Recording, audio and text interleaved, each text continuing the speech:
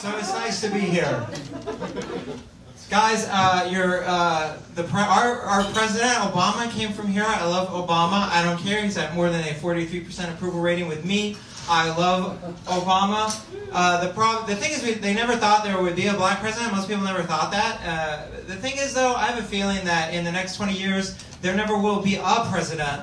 We're going to have to change the requirements a little bit because anyone 16 and up has naked pictures of themselves on the internet.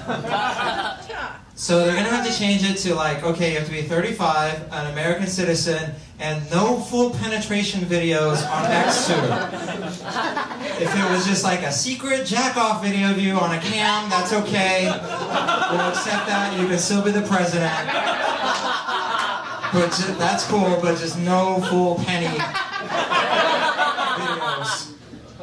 And the House of Representatives will vote with lighters and frisbees. Guys, I am a gay homosexual from Texas, and it is a great place to grow up if you're gay. I'm being sarcastic. It's horrible. My family was so poor I couldn't even come out of the closet. I had to come out from behind a curtain separating the kitchen from the... I'm a homo! Very anticlimactic. My dad is very conservative. If I ever want to upset him, all I have to do is start speaking in a stereotypical gay voice. It's a lot of fun. Last winter we were watching football and I just suddenly broke out into, oh my god, you know what would make this game like so much more exciting? Would be like if they put like prizes at the end of each field goal and like they battle for like a Neiman's gift card or something. And Beyonce.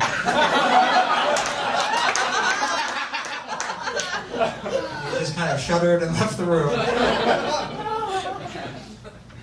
I read a statistics today online on a newser that the CDC says that 20% of people who have AIDS don't even know it.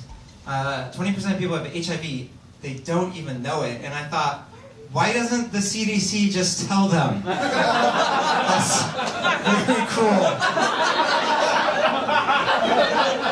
That is a horrible surprise party that we don't want to go to.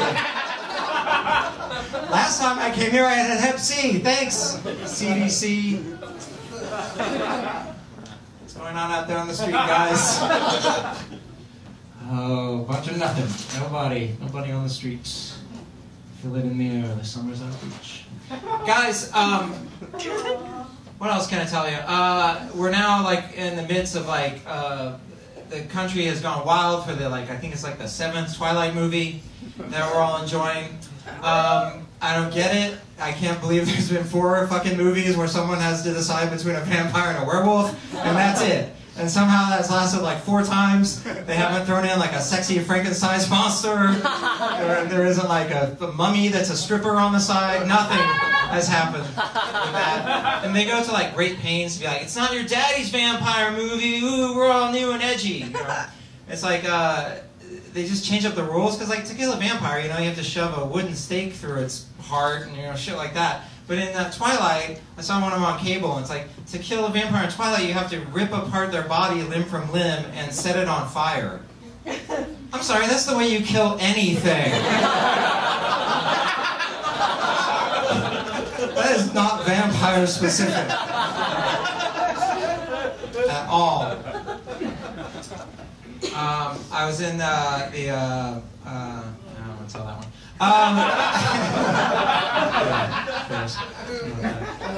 Sad. Is there some kind of quibble with the quesadillas up here or something? Yeah? What's going on? Just set that on the floor. That's where food goes. Guys, ooh, what else? There's a couple things I want to talk about that were like new. 2100 West Belmont, that's not a joke. They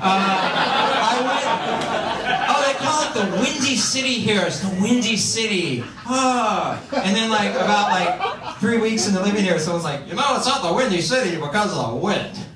Really? Because it's really fucking windy here.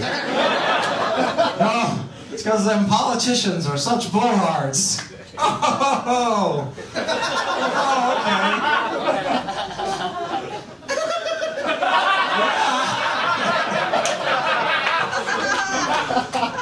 You can go over to Wilmette.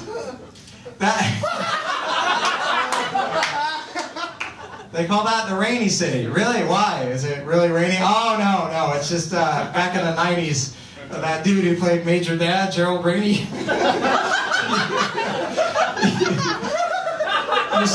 He used to work there.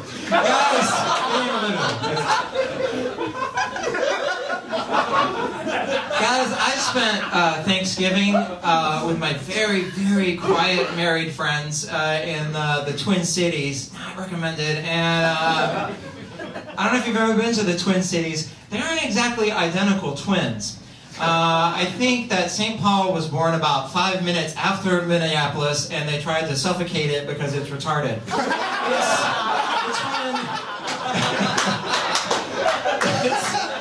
It's when they tried to murder. But yet, it still survives with the hardest bar trivia that you will ever play in your entire life. I don't know what's going on down there. The questions were just like, in an alternate universe in 1705 and a half, what Frank Herbert novel, what? And then the term galactoid. Okay, that one just kind of lies there. We're very close now, closer than I've been in some time to Canada. And I gotta say, I've been watching, I'm interested in Canada. Is anyone Canadian in here tonight? I'm interested in Canada because I love Degrassi High School, that show on TV. Yeah, I've been watching it for 25 years now. I hope I'm not on some sort of FBI watch list. It's like on my TiVo, it's like 60 Minutes and Degrassi High School with this guy Sandusky. But I watched, come on, too soon, guys. Who said that? But I watched Degrassi, and what's great about it, you'll understand, because they're from Canada, there's absolutely no consequence to their actions, these teenagers. So they'll just be like, oh no, I got my 15-year-old girl pregnant, and I am also 15 myself. What a broomhead.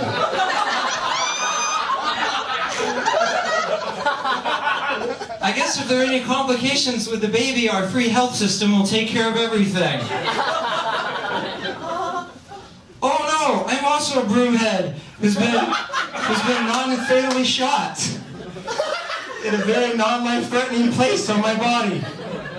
We have to find out who did it. There are only 2 registered gun owners in Canada. We found it. Next scene. Oh no, I seem to have misplaced my mini iPod with all my Bryan Adams. Oh, here it is.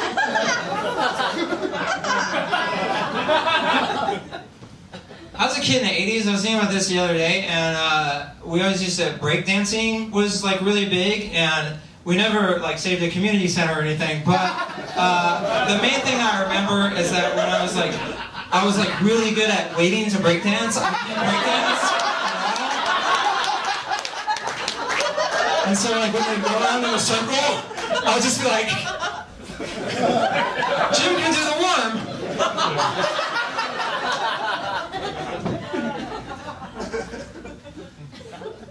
Guys, last Christmas, you know, I worry about going home for Christmas because my mom always likes to get drunk and say like inappropriate things. And my mom, by the way, I don't know, there's this thing that happens with any woman that gets over 55 about their general appearance where they just say, fuck it, I'm going to look like a lesbian. I'm just going to like cut off all my hair, wear turquoise earrings and, you know, sandals with capri pants, and just see you later, I'm going to a Tegan and Sarah concert. You never have to ask your mom where she's going. You know where it is? The store. That's the only place she's been going for the past 20 years. I forgot olives! Okay, just go to the store. But my mom always like gets drunk and then says like dumb stuff, you know, about the family. And when we were kids, one time my brother and I were changing to go swimming, and she accidentally walked in on us when we were naked, you know, and pulled up our shorts real quick. It was weird. And but then when she was drunk later at the pool, she announced to every family member that was there, I don't know how you boys ended up with such big dicks, considering your father and everything.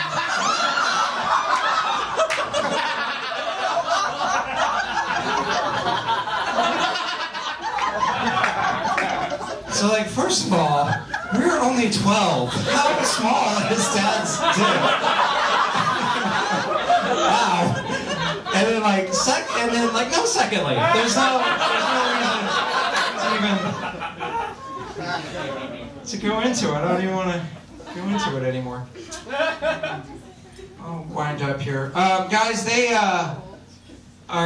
it's crazy. I was watching CSI the other day because I'm interested in television, and I was watching CSI, and they're getting so lazy, right? Like this guy just walks up to the dead body and just goes, "Yep, that's semen." Not even gonna send it to a lab or anything.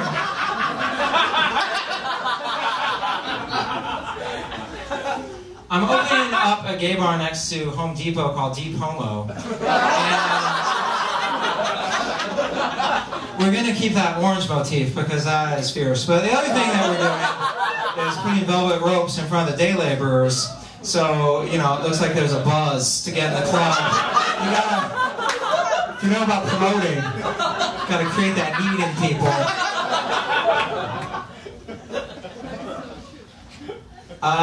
I went to the Rosemont Horizon Theater the other day to see Paul Simon because I'm 80 years old. But I went out there to see, there were people who needed help getting out of chairs. Not because they were like, you know, infirm, but just old. But I've always loved Paul Simon. And if you haven't heard the latest Paul Simon album, anybody? Yeah, even the old people at the concert were like, what's this one? But every song by Paul Simon goes something like this. Vaguely African music, followed by sweetly ironic lyrics. About a ball player like Joe DiMaggio or someone else from the 1950s whose name I mentioned to evoke a time when things were simpler and much better than they are now. And a drum that goes ba-roomf.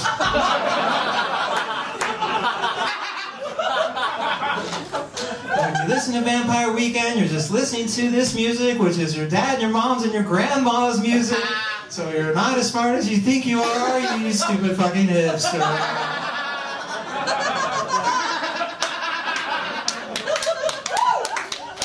The tag only works in rooms like this. Guys,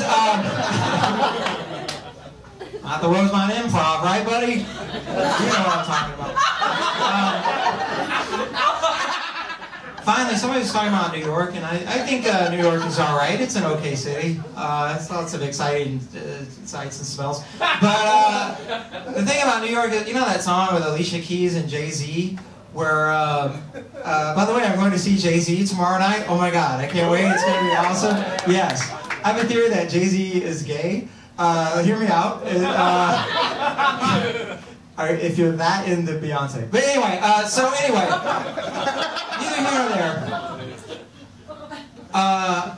Also, Kanye West, what's up with that? He's sampled Bon Iver and Steely Dan and works with Adam Levine. It's become quite plain that Kanye West doesn't care about black people. But guys, let's move on. I love that song about New York by Jay-Z and Alicia Keys, but I wish there was a more accurate song about New York. You know, where it's like, you're in New York, it's incredibly hard to find a competitively priced hotel in Midtown. Even using your friend's corporate discount.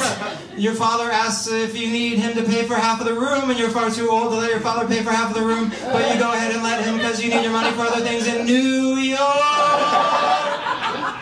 Where else can you find a hot dog at 3 in the morning? Except for at every fucking 7-Eleven across the country.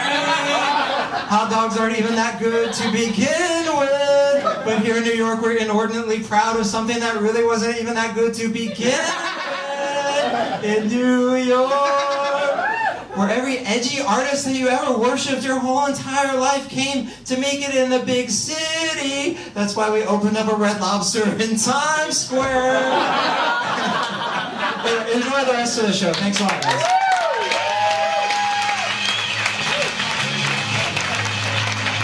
Thank you, guys.